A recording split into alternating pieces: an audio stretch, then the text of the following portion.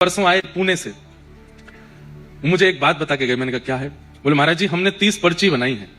मैंने कहा क्या है उनमें? बोले 30 पर्चियों में 30 प्रकार के व्यंजन हैं, प्रसाद पाने वाला व्यंजन, और वो 30 पर्ची ठाकुर जी के पास रहती। आप कथा में कहते हैं कि ठाकुर जी को 3 चीज प्रिय है, राग, भोग और श्रृंगार।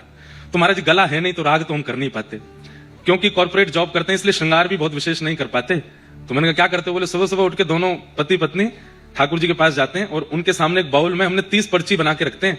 एक पर्ची उठाते हैं, आज क्या पाने की इच्छा है, और उसमें जो नाम आता है वो बना के ठाकुर जी को पवाते थे, वही पाके हम चले जाते। मैंने कहा भाई धन्य है। और बोले उसमें एक व्यंजन नहीं होता, बाल भोग में ये पाना है, राजभोग में ये पाना है, शयन भोग में ये पाना है, 3 भाव, मतलब 30 पर्ची, एक पर्ची में 3-3 भोग, सुबह दोपहर शाम की सामग्री। तो बोले आपने कहा था महाराज जी अपने मन से नहीं, ठाकुर जी की इच्छा से प्रसादी बनाओ। तो हमने वो पर्चियों को ठाकुर जी की प्रसादी मान लिया है, उस भाव से करते हैं। कैसे कैसे भाव हैं सबके। बस ये भाव ही भगवत प्राप्ति का साधन है। सब साधन एक तरफ है, उपनिषद हैं, वेद हैं, पुराण हैं, नियम हैं, कर्मकांड है।